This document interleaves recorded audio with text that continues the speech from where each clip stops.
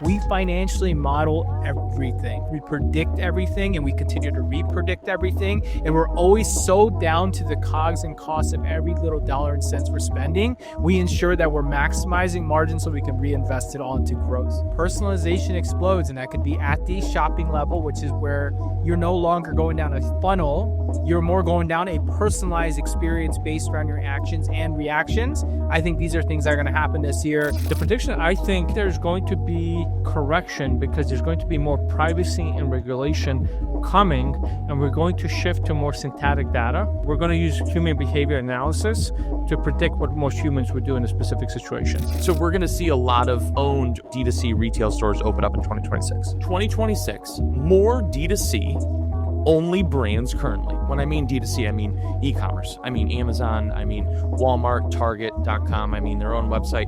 More D2C brands will open up their own retail stores in 2026 than ever before in the history of e-commerce. Get off with. What do you mean? We're only doing one. Are we doing the prediction one? Yeah, we're doing a prediction one today. Oh, just that one? Okay. Yeah. Okay. Timing-wise, this is the best pod we can do right now with our time, so. And when it's going to be released too. Yeah. Cool? Let's do it. Did you know I shaved before I started this? Yeah, Brian, you look, I mean. You can tell how clean shaven I am. You look great. Yeah. I really did shave. I had this little patch of hair right here. You couldn't stand it. I couldn't stand it. Typically, Asian males can only grow like mustache, a little bit of the under the bottom lip. That's pretty much it. I wonder why. I've never seen an Asian male with a full beard. Have you? Yeah, I have in those kung fu movies. Yeah, they could be fake. No. None of that is fake. It's 100% real. All right. With that, let's go ahead and thing. You guys ready?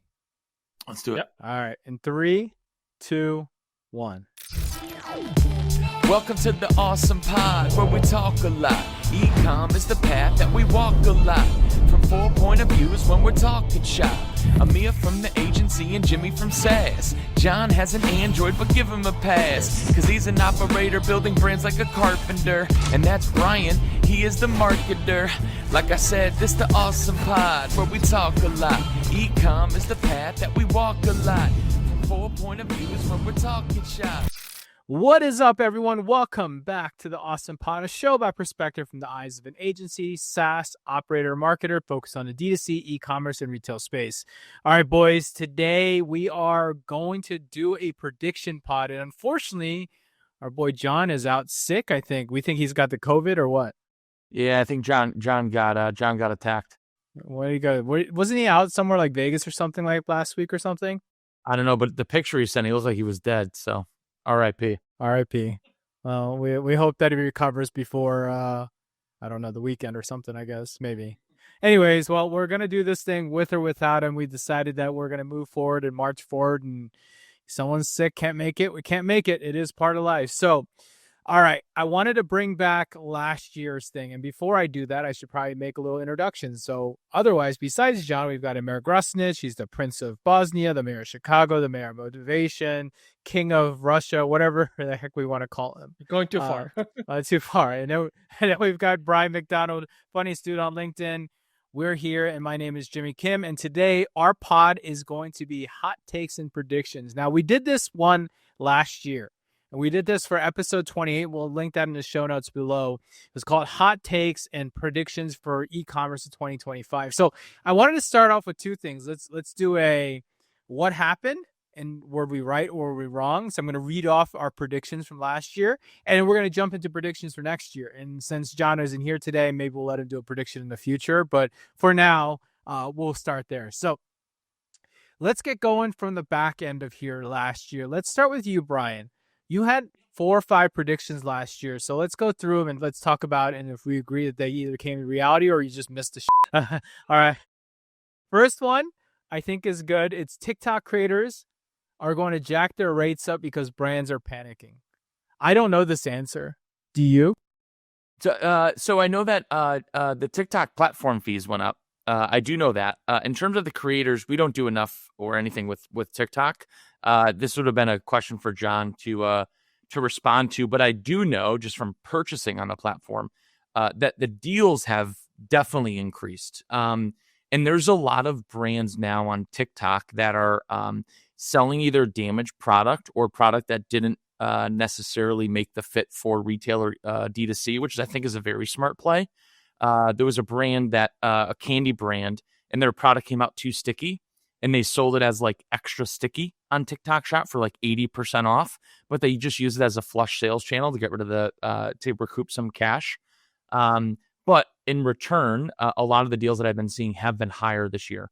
So are the creators charging more? Don't know the answer to that. We'll have to wait on John, but I do know just by being a consumer on the platform that the deals definitely are getting bigger. Interesting. Would you say that the deals are getting bigger or the products are just getting cheaper? What do you think it is? It also could be a thing too, Jimmy, where maybe they, to combat the costs of what people dealt with tariffs and with, just the economy in general this year, maybe they just use it as a way in which that, hey, listen, we just want to sell and get rid of either product that we had bad deals on or not great margins on, and we were just trying to flush channels. So it could be a way in which to either get rid of like dead SKUs that they were pushing or slow moving SKUs that they had to increase their deals on in order to move it. But that's my guess. So, one thing that I noticed, Brian, like one of the things that I've noticed about TikTok, which is really weird, and I've done this with probably 2 or 3 of brands that I've purchased from. Oftentimes when I see an ad for a brand on TikTok, I'm always like, cool, like the D2C in me is like, I've never heard of this brand. Let me go check them out. I'll go to their website. I'll go look. And then I'll even look on Amazon. But do you know a lot of the times a deal is better on TikTok than it is on Amazon or the direct-to-consumer website, which I think is a big mistake in my humble opinion. But that's how that is. So what happens is I'll go and look on their website and I'll look at it there and be like, okay, and then look at it on Amazon. And usually I'll be driven back to TikTok to make the purchase because the deal is just better. And it's not because of like the subsidy, like coupons that they give you. I'm talking about they're giving me just a better price. Like, what is this? There's this thing I take for my gut, like this flora biome stuff. I love this stuff. I've been on it forever. It's for my digestive system.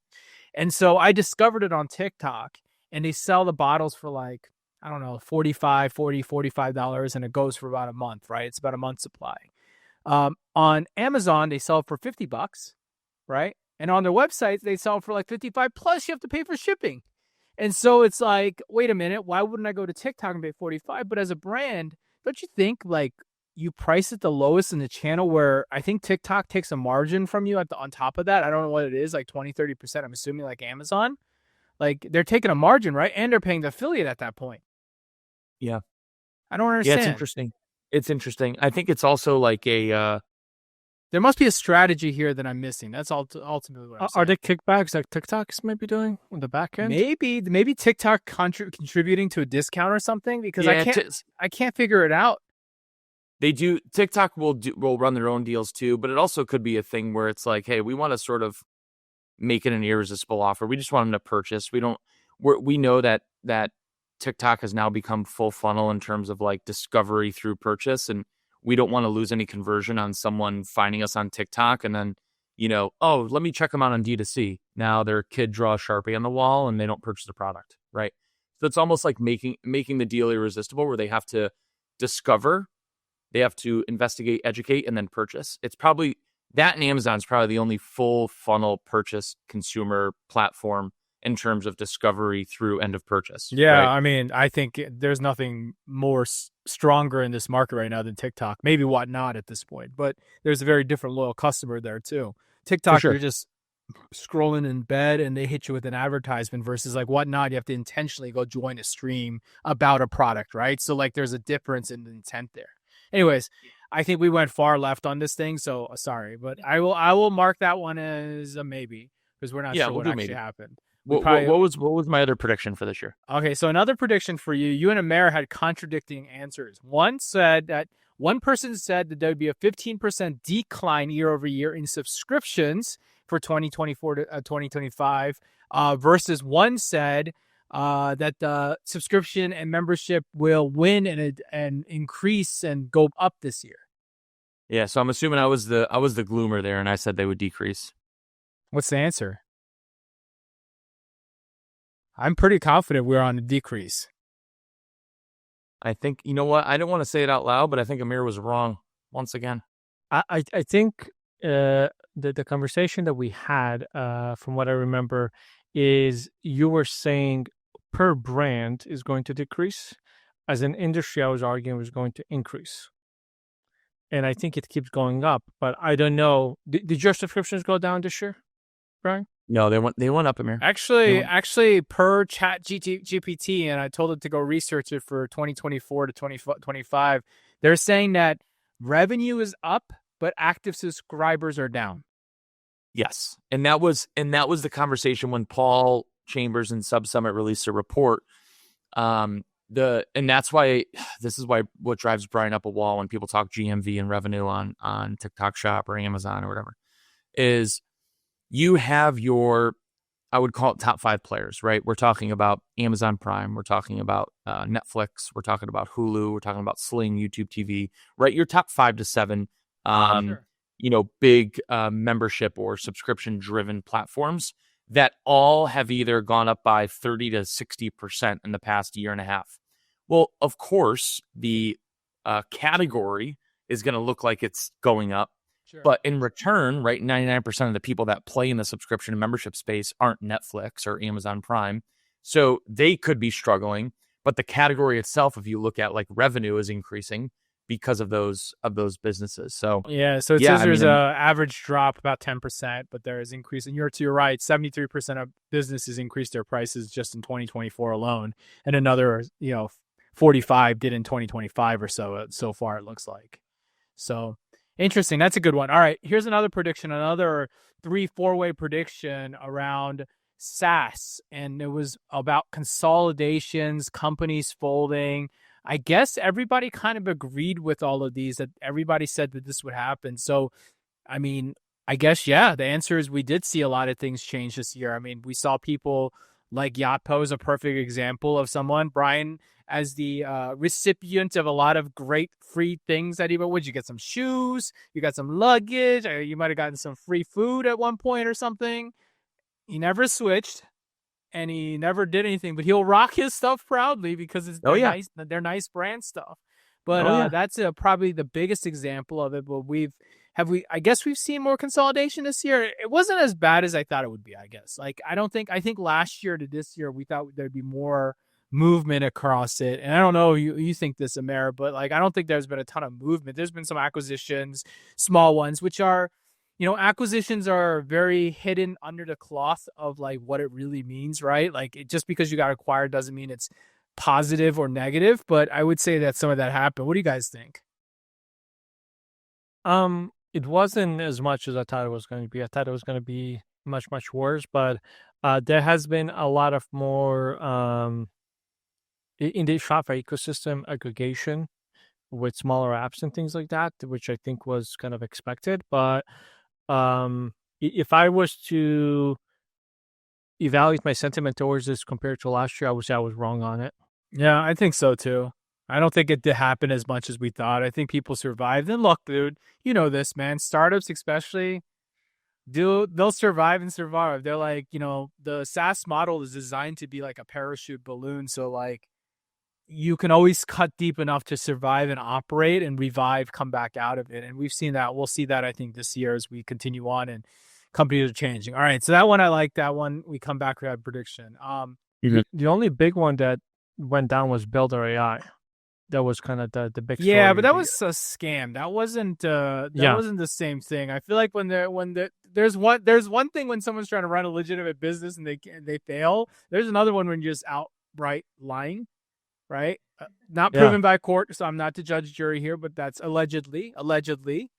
There was a lot of fraud, apparently, that occurred with that thing, and a lot of fake investor updates. It was basically like Therion.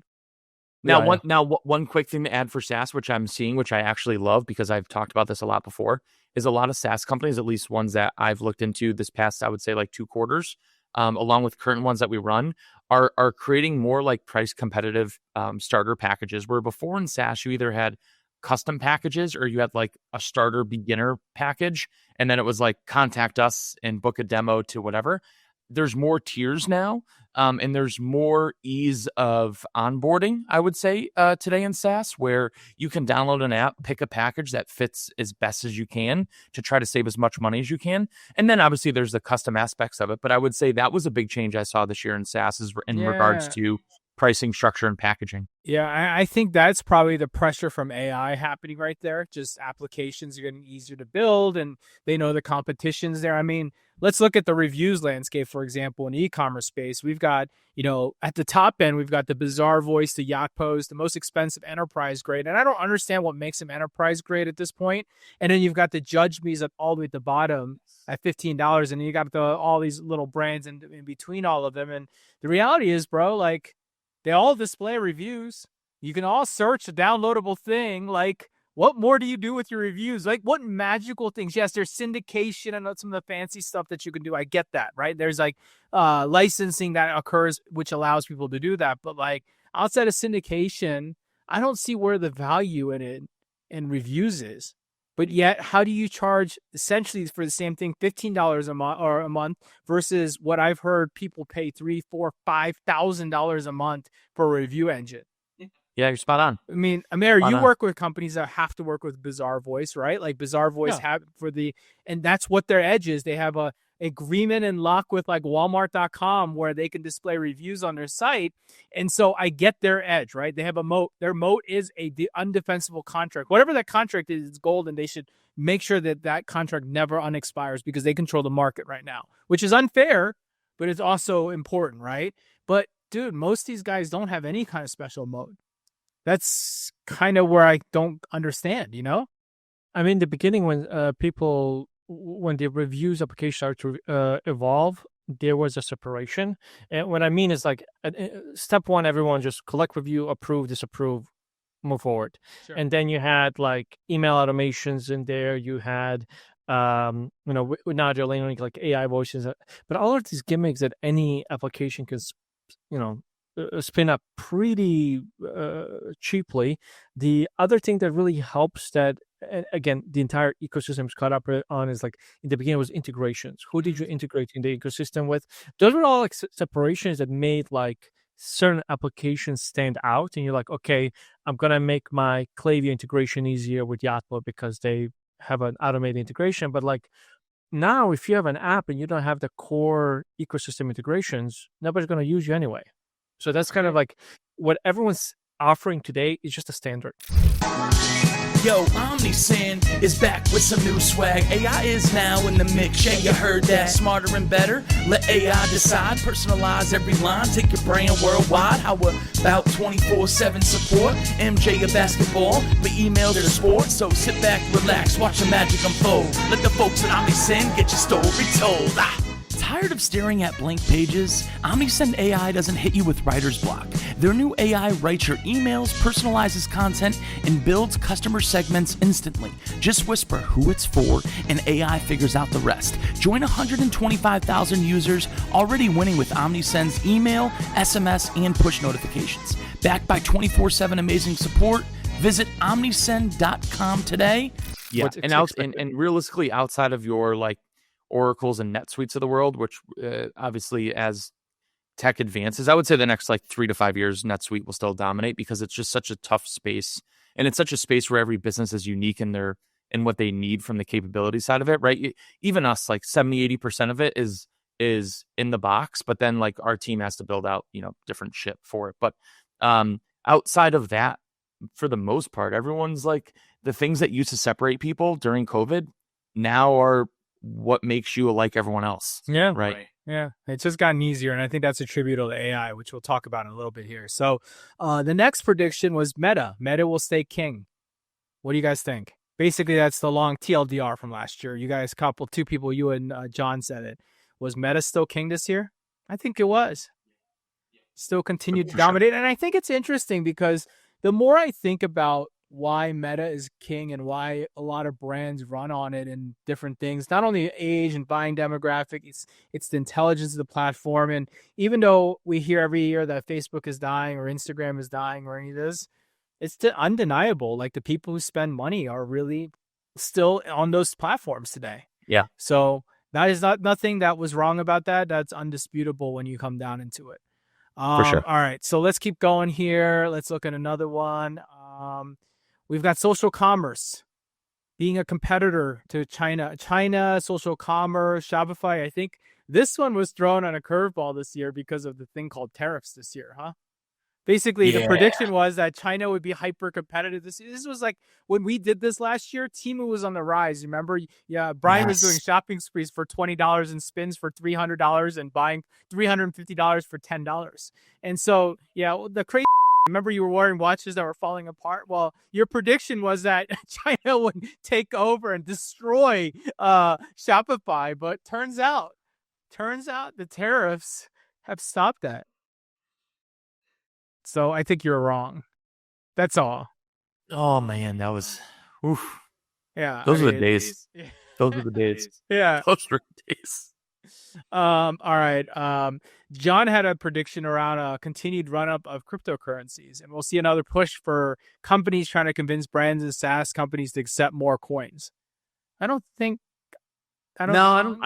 At least very bad timing. Yeah. It's not good timing right now. We've been on a pretty bad, significant crash going on right now. So, all right. Here's another one. Live shopping will have its first year of genuine success in the e-commerce industry. John has had great success with live shopping, but has the industry? Would you guys classify the industry in general saying that? I would. I mean, Gary talks about it every day, right? Yeah, one thing that I noticed on eBay, they started to promote on listings if the seller goes live or not. So that tells you they're pushing it, they're believing in it, they're seeing results. I've tuned into a couple of eBay ones. We're talking about tens of thousands of people log in to the shows. It is ridiculous. Yeah. I've been on eBay ones too, Amir. I think that was right. I think it's had a great year. I think it's had it's a great deal with obviously it being hyped up on social, right? And everyone like, yeah, I'm going to give it a try. Like John 2 years ago would never have tried social shopping. And the more it got put in his face and the more that, he, and I think now too, brands have to figure out they have to unlock new areas of revenue and channels that are outside of your traditional like Amazon, Walmart, D2C and retail, where it's like, hey, what else do I have like more control over? What else am I not looking that, even if it adds another 5 to 10%, that could make you, -5 EBITDA to +2 EBITDA, right? Just by having a year like John, right, on a new social shopping channel. So I think as times get harder for direct to consumer brands or e-commerce brands in general, where it's never been harder, I don't think to run a D2C brand. When you unlock things like social shopping, it, like I said, it could make you, go from red to black. Okay, fair enough. All right, moving to the next one. I'm lumping a couple of them together, but they're interesting. They're both very interesting. So, value-based shopping will be bigger than ever versus discount value shopping. I guess like people are going to be leaning on value more than discount. And the second part of that prediction that I'll blend another prediction in within was that consumer spending will loosen up during the second half of the year. So I would say that both of those are not true. I think that value is important, but price is becoming more sensitive due to the increase of cost that is occurring. What used to be premium is now your regular, basically, as things have gotten more expensive.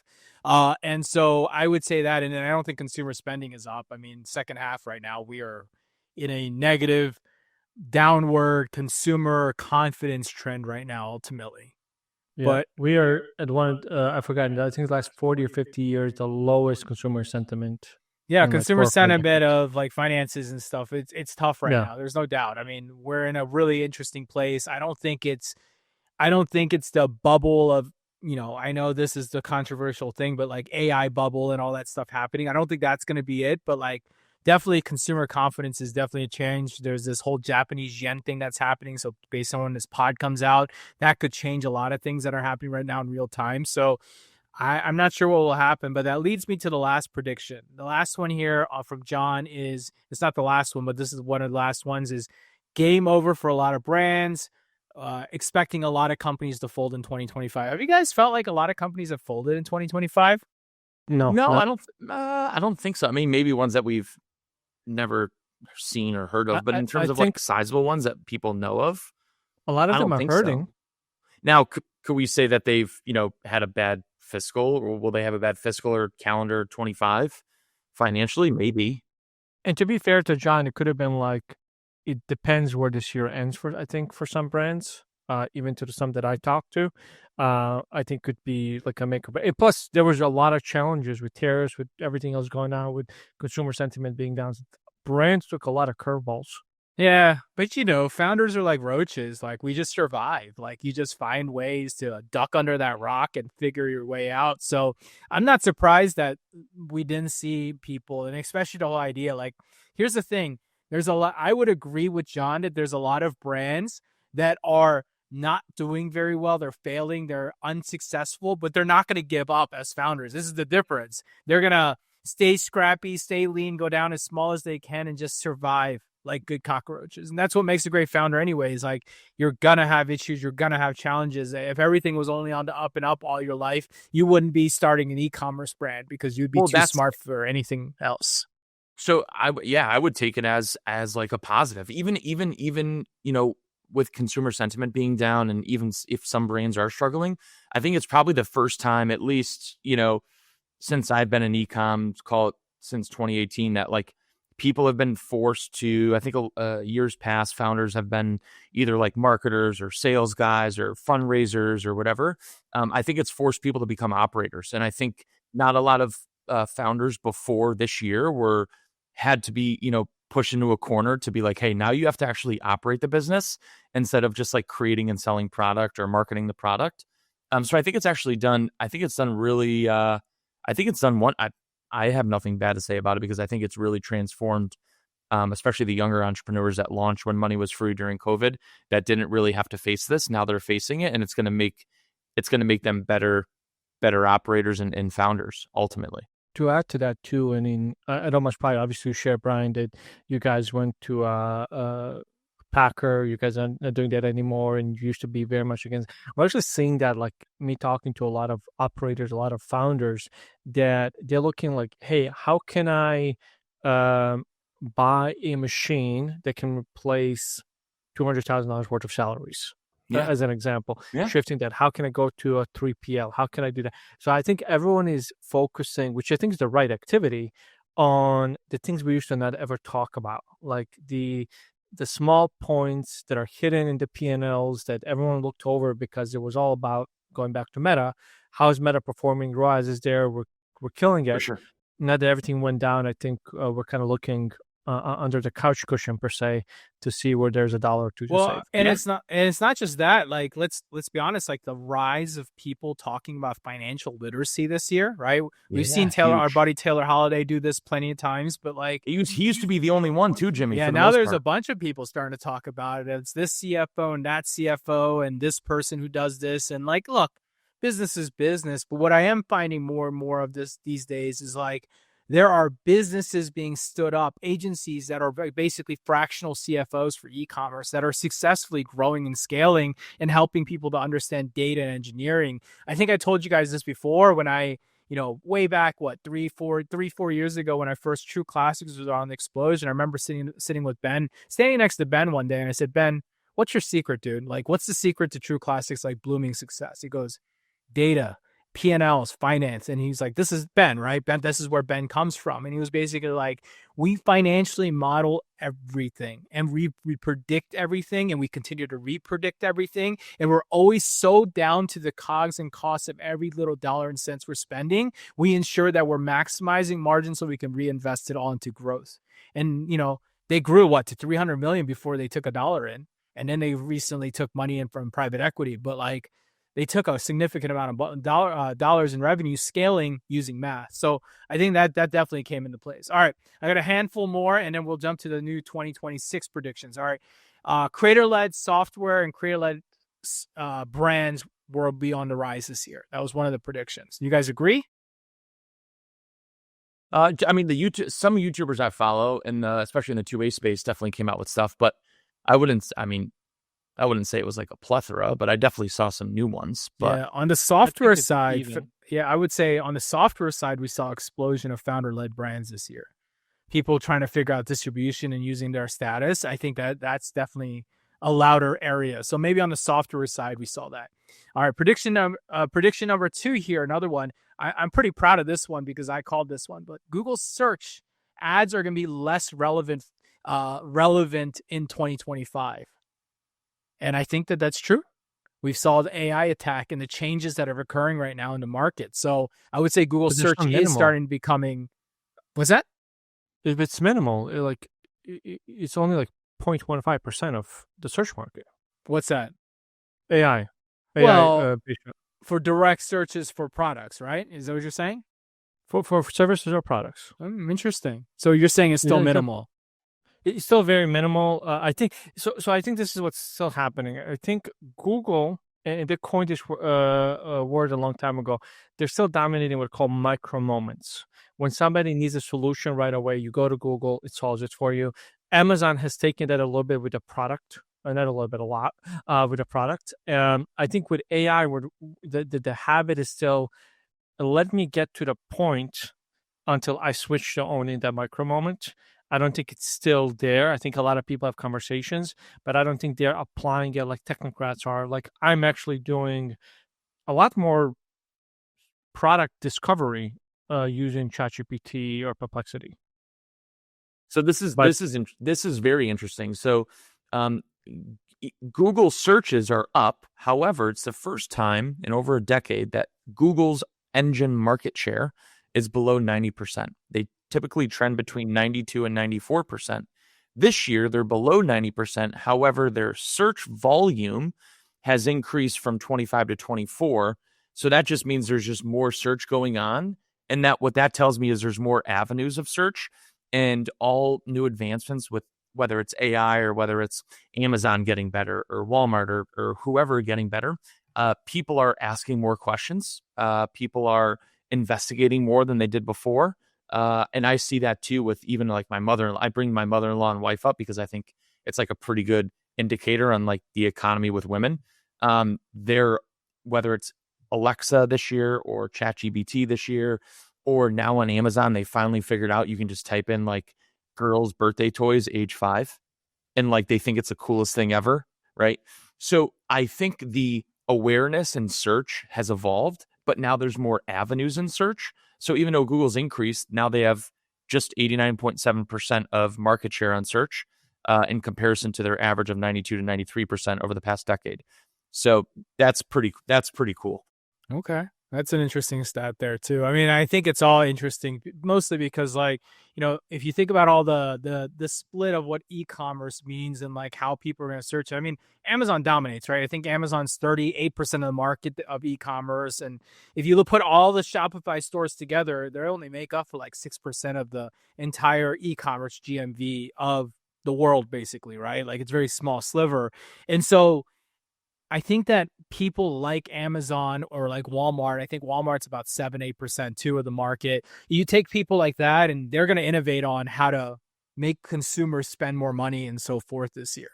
So, all right, let me see any more here. We've got, so we had AI agents will change team structures. That was that was the only AI prediction that we put out last year, by the way. Isn't that crazy? 1 year ago, guys. All this, and the only prediction is AI agents will change team structures. It's the only prediction about AI we made last year. And it was 100% accurate. It was 100% accurate, yes. But it's still wild to me that was the only thing that we predicted this last year. Yeah, no, it's true. That's true.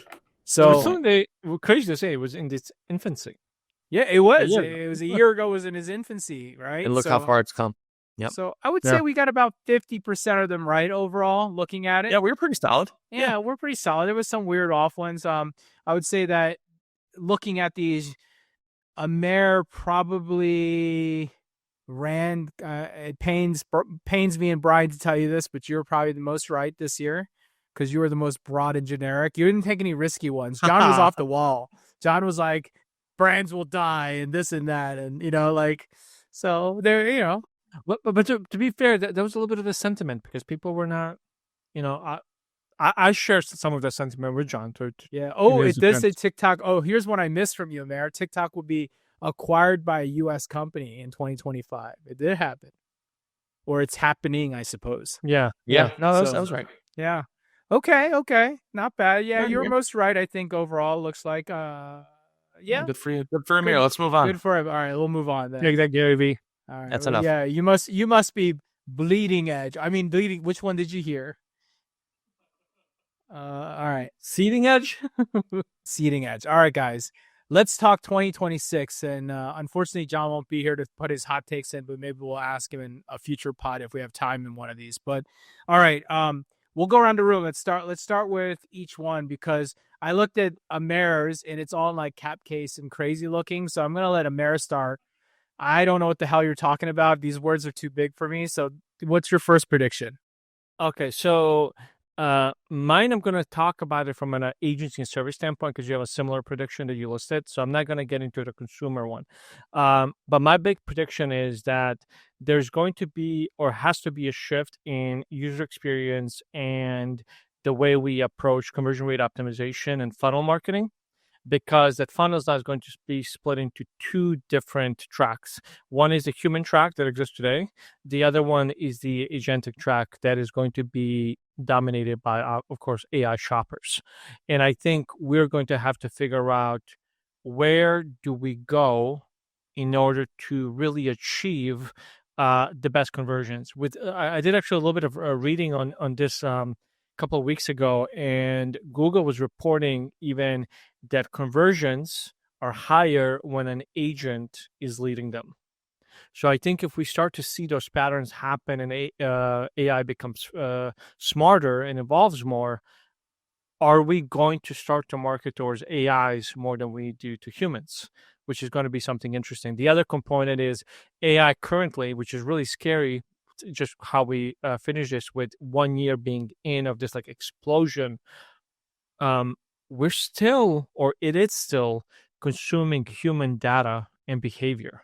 It is still learning us. This is very, very early. So I think the more we input, I think the better the output of AI is going to be. And with not to get into the rabbit hole of quantum computing, but when that ties in with AI properly, it's going to be a whole new world. No, I don't think that's going to happen. I think my entire prediction of next year, I the one that's kind of mirroring this, but they all kind of fall together when I think about my predictions. And your answer to short line is, we've all heard about what personalization is. I think this year, personalization explodes, and that could be at the shopping level, which is where you're no longer going down a funnel. You're more going down a personalized experience based around your actions and reactions. I think these are things that are going to happen this year. Data privacy, even when I think about data privacy, which is one of my things this year, I think this is the year we shift the data privacy aspect. And I think what I mean by this, we've been so closed off about let's protect our privacy and data. What I think we're going to start seeing this year is people going, you know what? Giving the right privacy and data to the right people where I want a better experience is going to help me have a better experience, a more personalized, human, authentic experience. So therefore, I'm going to allow more of it. I don't think it's going to still be consentless. It's going to still come with consent. But what we're learning with people is I've heard this from people, if they don't accept the cookies or accept these things, then the experience isn't good. It doesn't save my preferences. It doesn't do this for me. It doesn't do that for me. I think as long as you have an application that wants that, I think people are going to be more willing to give it to you than ever this year. I think companies, so industries, typically lead innovation with anything, and then human adoption comes. So I've been looking at Atlas. I've been looking at Comet browsers from OpenAI and Perplexity. So I looked at Comet as an example, and this is kind of actually super crazy to me, and I will never use Comet. So Comet considers anything that you put into it as content. And Comet also in their privacy has any content that is put into and outputted into Comet. It's their property and can be used in any way they choose to do so. Who's going to be comfortable with that? I'm not. Yeah, dude, there's a lot of things that are consenting. You know, when you buy a car or you sign a mortgage or do a lot of things, you sign away so much data. So much. And you don't have to. But then if you don't, then you got to fill out all these forms, and it's just easier to give them the data. Let them know that you bought a house. Let them know that you did this. You know what I mean? This is But the there's challenge different- that we come into. But one that's different between signing off on things and signing up for things, and I even like when I sign up, I think a lot of people do it. I'll do like a Mayor Plus, Comcast at whatever.com, so I know who I gave it to and how that's being spread. Politics and campaigns with politics, one of the worst offenders of this, and they create these regulations. My thing though is, we have an intimate relationship with this device. We have things on there that are photos, that are about family, that are medical records, that are things that we search for or look for, like whether somebody is pregnant or not, and maybe somebody is considering taking their life. I mean, there's a lot of crazy stuff in there, and that people share with their device. And at what point, because AI is different than the way we've been sharing data. Yeah, but you have nudes in your phone, Amir? I'm sorry? You have nudes in your phone? I have what in my phone? Nudes? News? Nudes? Or nudes? I do not have nudes. I do have news. listen, Amir, you're a self-important peanut, bro. Like, no one cares about your data. No one cares about my data. We're not that important. Like, just let him have it. No. Make a better experience for me. We're not. But here's my point. I'm not talking about me. I'm talking about large corporations. Yeah. So what, are they going to advertise better to me now? Like, I like that. No. It's not that. I'm saying the adoption, for example, if you use AI, and AI is going to evolve, and I'm just using this extreme example, in a workplace, and you connect it to their Wi-Fi, as an example. And let's say that you're using AI on your phone, but it's your work phone, or you're using AI on your personal phone with work files, that becomes an issue for some companies. I'm saying I'm actually on the other spectrum of you. I think that corporations are going to embrace AI, but protect their data even more. I think there's going to be probably on-prem or self-hosted AI coming our way that people are going to adapt to. But I also think if regulators and Congress that knows nothing about Facebook and how it works, majority of them, how the heck do you think they're going to be able to assess and regulate AI when you explain to them what AI is capable of? They're going to freak out. So what's the prediction? The prediction, I think there's going to be a correction, because there's going to be more privacy and regulation coming, and we're going to shift to more synthetic data, where we're going to use human behavior analysis to predict what most humans would do in a specific situation. I don't know what the doctor said. Do you? I mean, yeah. We'll go with it. I mean, that's not my prediction, so Amir can predict whatever he wants. Good for you, Amir. Brian, tell us a prediction you got for next year. Give me a hot one. So I'm gonna get, this is Brian. Brian just gives wild predictions. I don't give general predictions. Yeah, like, oh, it's gonna give be us sunny tomorrow. Give us predictions like you make your 2026. sporting bets. 2026, more D2C only brands currently. When I mean D2C, I mean e-commerce. I mean Amazon. I mean Walmart, Target.com. I mean their own website. More D2C brands will open up their own retail stores in 2026 than ever before in the history of e-commerce. I like following, there's two very smart people who never post on X and LinkedIn. Occasionally they'll drop nuggets, but I've seen a ton of their interviews. Two folks over at Bombas, the sock company. And they just announced that they will be opening up their own Bombas retail stores across their three heavy geographic D2C customer locations in the United States. So they haven't released exactly when and where, but it's going to be happening in 2026. And then it got me thinking that as it gets harder and harder to run a business, people are cutting. People are trying to open up as much margin as they can. Obviously, the easiest way to get into retail, right, is to go through your Costco's and your Walmarts and Whole Foods or whatever the case may be.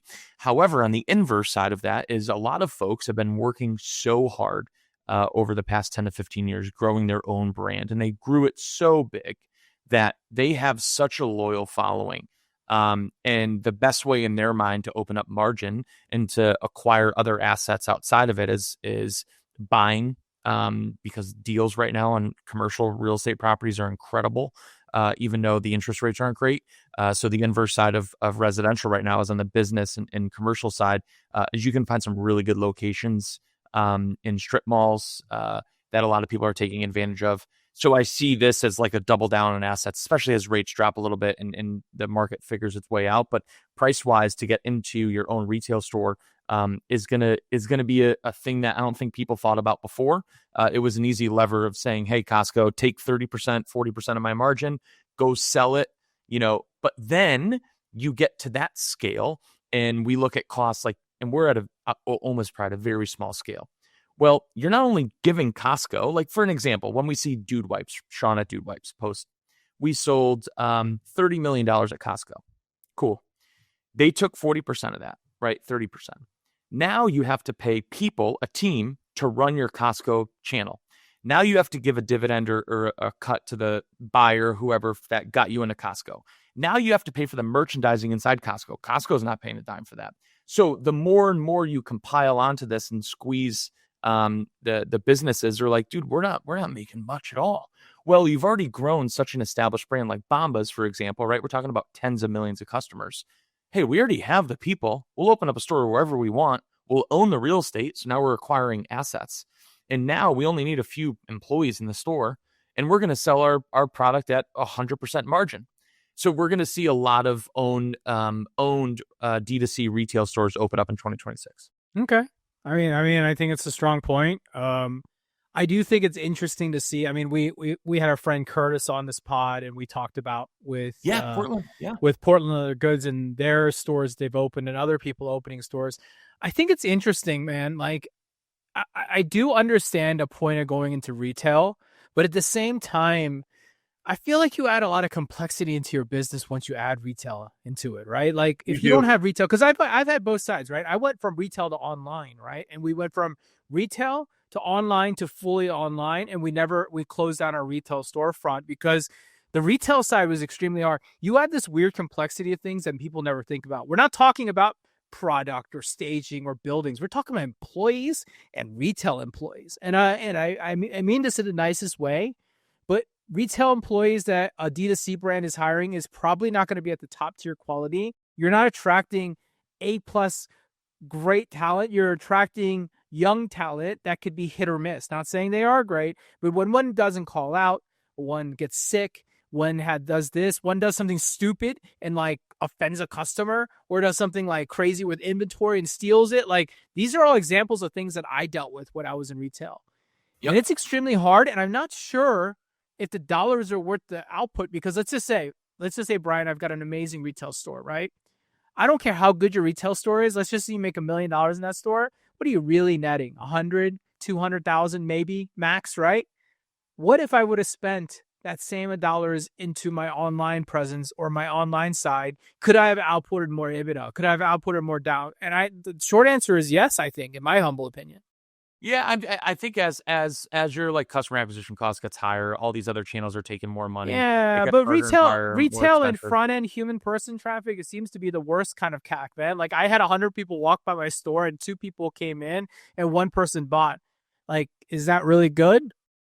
I think though it's when you hit a certain layer, like economics of e-commerce, I think sometimes people look at the data, given how you opened up, Brian, and they say, can we grow this channel anymore?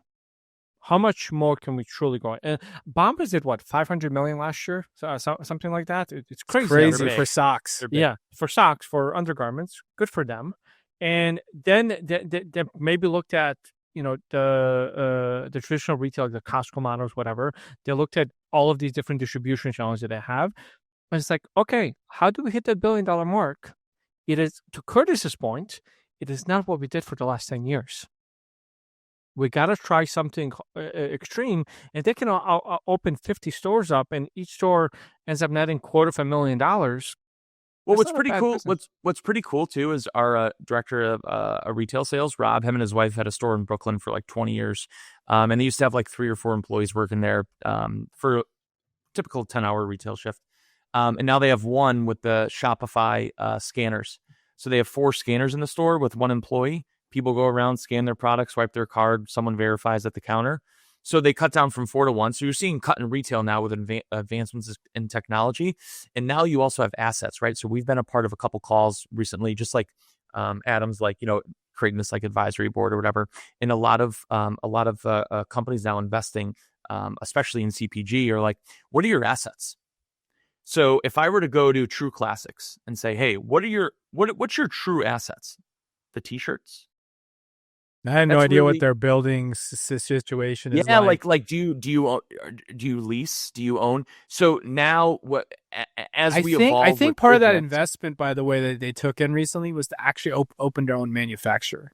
So they So might be now you own opening their that, own right? asset. Yeah, they might be That's building what their I'm own getting at with asset. this, right? So you're seeing, and that's going to be my next prediction. So I'll just roll that into my next prediction, and then we can move on to Jimmy or Amir.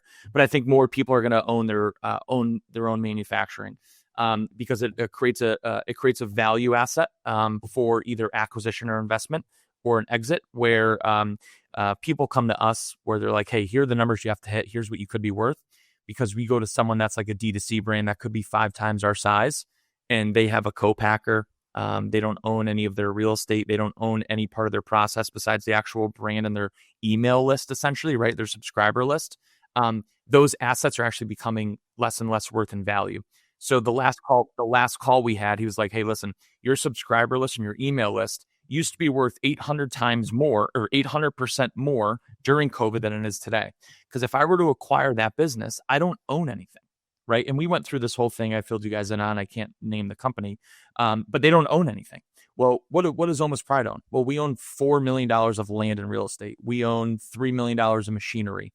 We own our own production space. We own our own retail store. Automatically, we're worth more than farm.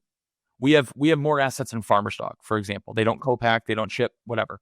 Now, that side of it is now becoming sexier for investors, because now they know, worst case scenario, they're investing in an assetable business that didn't exist during COVID. They just invested in hyper growth on the paid ad side of it. So the retail side of it, like our retail store downstairs, is the most profitable part outside of the turkeys, is, less than $1 million in total sales, but we'll profit, call it like 220, 230 take home just by having one employee there. We're only open 20 something hours a week now. And it's 350 square feet, little small store. But that whole prediction in terms of people now owning their own manufacturing is you're in control of the process. It opens up your margin. If we had a co-packer pack for us, we would lose 15% minimum right off the top. And now we own the manufacturing side of the business. So that's my phase 2, is CPG companies will start to move and invest more into their own manufacturing.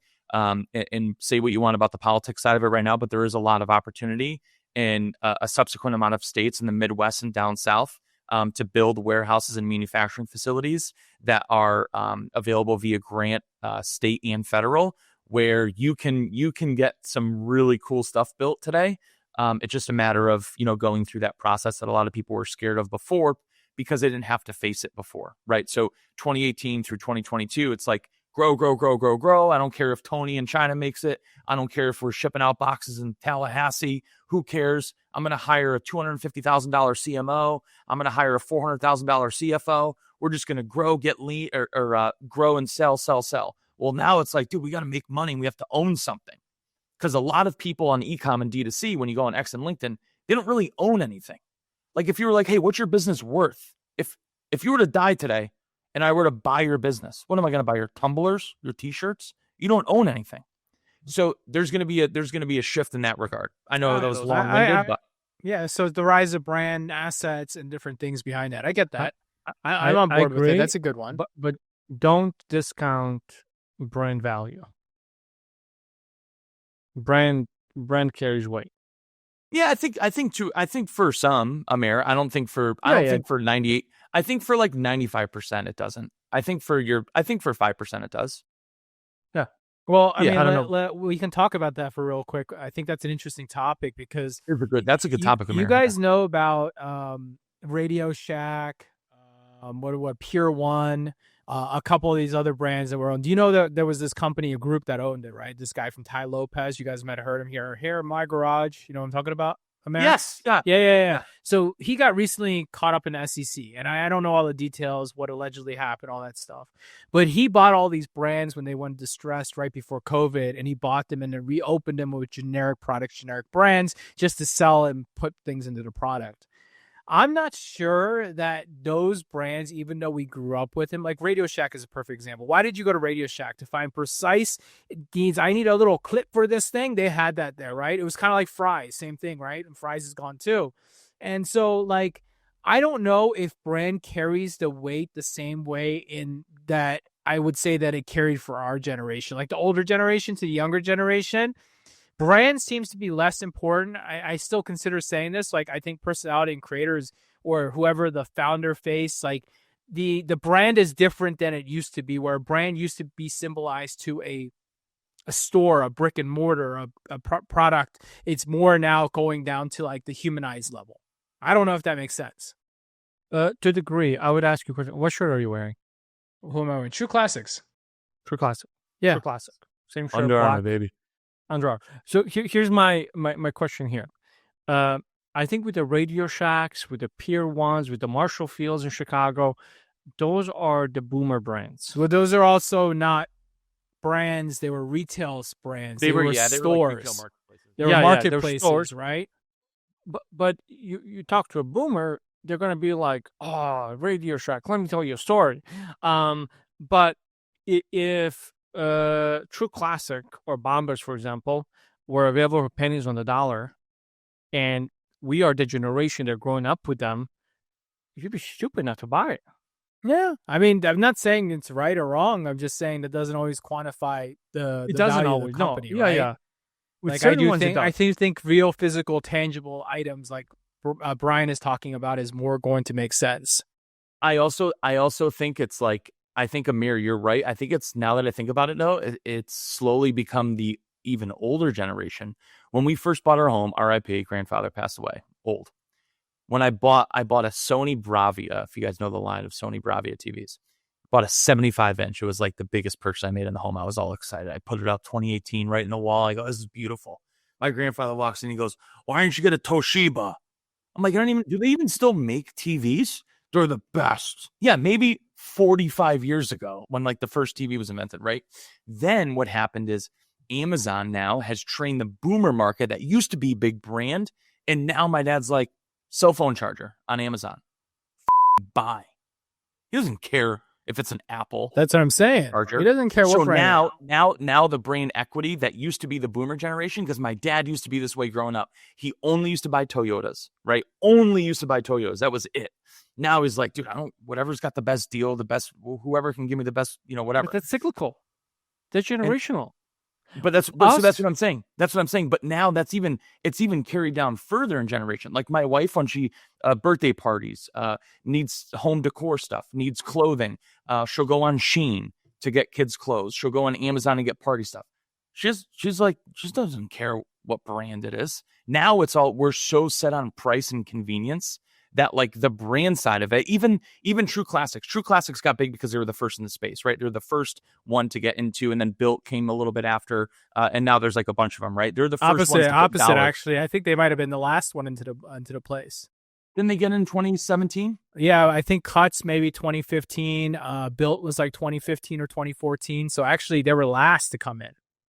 So now the True Classics thing, right? I have a bunch of their shirts. But it was an interesting conversation. We're sitting here with Rui and a bunch of people from in our meetings the other day. I'm like, dude, is that a True Classic shirt? He goes, dude, I don't know. It's one of those brands. And I looked at it, and it was that BYLT. Is that how you say it? Built. Yeah. He goes, Built. Yeah. He's like, I just rotate between all of them and whoever's got the deal going on. That's his thing. He goes, they're all the same. I mean, I'll be open about it. Ryan gives me a lot of gift cards, and so I just spend them, to be honest. And the thing is, too, though, like the same thing used to happen with Fruit of the Loom. It was the same situation back in the day. There's like 3-4 of them. Fruit of the Loom ended up winning the battle. And they're kind of the only big undergarment brand left. But my thing is, it's like wherever we are in the phase of life, and I think that every smart marketer knows this, from 25 to 35 right now, the way marriages and kids, that's where we spend our money. when the kids start to come, we start to rethink. Then it's like, okay, what do we buy for the kids, and what do we say? When we hit our 50s and 60s, like, how much can I save so that I can live when I'm 70? That's why your dad acts the way he doesn't care about it. He just needs to talk. Same thing with my dad. You know what I care about? I have one pair of Apple Pods, a second pair because they don't last enough, and I didn't buy the corded ones. I have a Apple computer, Apple laptop. When I'm 50 or when my first kid comes, I'll be like, I'm not giving Apple another dime. It's going to happen. Hey, Amer, did the Fruit of the Loom logo have a cornucopia or not? Oh, you're going to kill me now. That's one of those. It does not. Is that only because you thought about it, but do you still remember it with a cornucopia? Yeah, I remember with a cornucopia, but it does not have a cornucopia. Yeah, it's the Mandela effect. Yeah. Random thought. Yeah. All right, let's keep going. Let's do it. Okay, so with all this knowledge that you guys kind of shared, and we'll wrap up with the last two here in a second, but with all this knowledge you did, I was thinking about the future, and I was thinking about what, where does this go, future of websites and different things. And this is where I started like researching the e-commerce market, $4.8 trillion. And I started chopping it up, and it really came down to Amazon's like 38%, Walmart's like 8-9%, and Shopify is like 6-5%. And I was like, if Shopify is 6-5% or 6% roughly of all e-commerce GMV right now, it's proving out, just like everything else, that e-commerce or websites, yes, it can be a good direct-to-consumer type of environment, but it's probably not the best place to be running and operating your business. And secondly, I see where this continues to become more of a loyalty channel. Websites are becoming a loyalty channel. It's kind of like, okay, you said it perfect, Brian. If I'm shopping for my kid's birthday party, I'm not shopping for one brand and going, I need the forks, and then going to another brand and going, I need the spoon. And then I go to Amazon, type in kids 5-year-old part, spits out a ton of different things I order and stuff. The marketplace effect. We grew up with this. You guys all on this, especially me, being that I'm the oldest in this room. I am on the cusp of a Gen Xer and a millennial, right? I'm like the oldest. Like, I'm a weird hybrid because I have old tendencies and new tendencies, which is why my friends are half challenged in many ways technological, because a couple of them are older than me, because I always hung out with older kids when I was younger. They've turned out to be like tech dummies compared to me because they grew up in that next generation, right? And so as I look into it, one of my predictions next year is we're going to start to see the decrease of Shopify or website direct, not Shopify, actually, I take this back, website conversions occurring, and we're going to see a continued increase in marketplaces, continued increase in social commerce, all these things. Shopify has done a great job positioning themselves as a main hub where they can do retail, they can do social commerce, they can do website commerce, they'll eventually figure out some more stuff with Amazon, I'm sure. So in my opinion, I think websites continue to gear towards that loyalty aspect next year. I agree, and it's something similar to what Brian said, and I'm going to kind of like transition, if it's okay, to back you to my prediction. It's like twofold. One is I actually think we're going to see a start of demise of e-commerce. Yeah, I think e-commerce is going to fall apart, and this is what I'm thinking. We're no longer going to be hiring digital strategists or specialists. We're going to shift to analog strategy. And this is analog, what I mean by, like guerrilla strategy? Like, what are you saying here? So analog, what I mean by that, I will use Aura as an example. I have on my ring. Products that have a media attachment to it. That could be an app, that could be courses, that could be experiences. I think brands going to the loyalty piece, I think that loyalty thing that you're talking about is going to accelerate the brands that are going to preserve the most customers. And I think what a lot of brands are going to have to think about is, okay, somebody purchases something on whatever channel. How do I keep their attention? Is it like Peloton and Aura Ring or the Ring camera where you have a subscription attached to your product? Is it maybe something like a subscription box that we like Crunch Labs or I'm the Chef too that we work with that teaches your kids through digital formats on how to build certain things? But I think there's going to be the websites are, and I agree with you, Jim, going to become town squares for people to connect, or apps. Like Aura Ring. So community is ultimately what you're saying. Yeah. Yeah, which And the also drives reason- loyalty, yeah. right? I mean, yeah. But it's going to be, I think, more directed. It's like, how do we attach a service to a product? The other component, I think, was going to accelerate that. I think we've seen with iOS 14, and it's going to accelerate now. There was like a great data reckoning that we had that everybody panicked over. I think it's going to get worse. And I think what people are going to shift to is like kind of like what I've said, like media publishing, self-publishing. I think e-commerce companies are going to start to think like media companies. I'll use BattleBox, a great example. Actually, you guys do a great example thing too with Almost Pride. You use media to entertain your customers on TikTok and Instagram. We have Brandon, who does a phenomenal job with BattleBox, engaging. I think people who don't do this moving forward, like this collection of whatever it is, wow, am I that exhausting? It said battery exhausted on the screen, Jimmy. It just popped up and said battery exhausted. Yeah. Jimmy's probably tired. Yeah. But yeah, I don't know what's going on here. I think my battery gave up. I'm going to switch cameras here to something else. I'll send you a link to what you need to buy for that. But I think we're going to need for brands to switch to this model sooner than later, and I think it's going to start next year. Yeah, I like that. I like that a lot. I mean, even look at like the on the app side of it in terms of like loyalty and creating that sort of experience within the product. Look at like John and Duolingo, right? Like creating some sort of the product is obviously the app and paying for it to learn Spanish, but then on that also comes along with the challenges and the games and the community and the streaks and all of that, because ultimately, right, like that's how you keep people coming back on a daily basis. And I think I would agree. It's almost like if we did where if you sign up for a subscription, it's like, when do you feed? Like, let's say you were a twice a day feeder. Oh, I feed at 9 a.m. or between 8 and 9. And then I feed my dogs between 8 and 9 a.m. and 4 and 5 p.m. And it's almost like you track, like you see how consistent you can be if you fed your dogs in the window for like, I fed my dogs at this exact time for 6 weeks in a row, 5 months in a row, and I got 20% off my next order.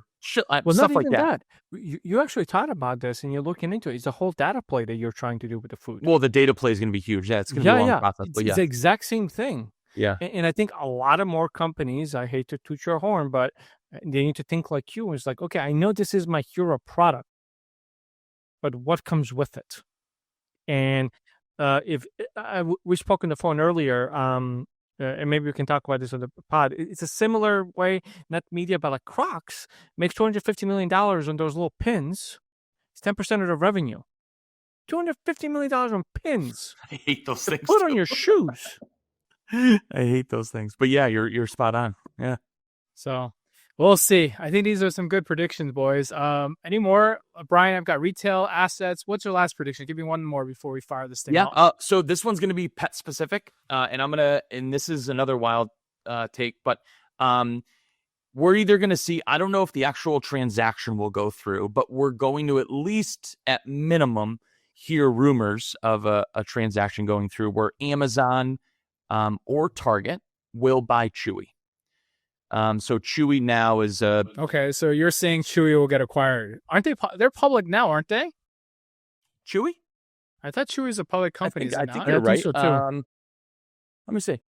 Yeah, they are. Chewy, yeah. Chewy's a public company. I mean, so here's the thing with Chewy. So Chewy launched. They were just dry food. They just did kibble and treats, and they did that for the longest time. And they said, hey, they actually saw the category growth in frozen, fresh, gently cooked, raw, freeze dried a lot sooner than most folks, where they doubled down on that growth a couple years ago. They've only been hosting and selling frozen and refrigerated pet food for not even 18 months. So they just got their logistics sorted out. They now acquired and purchased warehouses all across the country. And I think that was and they're huge warehouses, by the way, massive. That was the point where I'm like, okay, this is sort of Amazon's playbook where, hey, here's a potential $30-40 billion channel, just Chewy, I believe, in the next 5 years. They've already figured out the logistics side of it. They already have distribution set up in freezer and refrigerated, which Amazon right now doesn't touch because of the complexity of it, right? You can't ship FBA if you sell frozen or refrigerated because Amazon doesn't allow, they only allow FBA for dry. So we're at least going to hear rumors of it if the transaction doesn't go through, but one of those two folks will gobble Chewy up.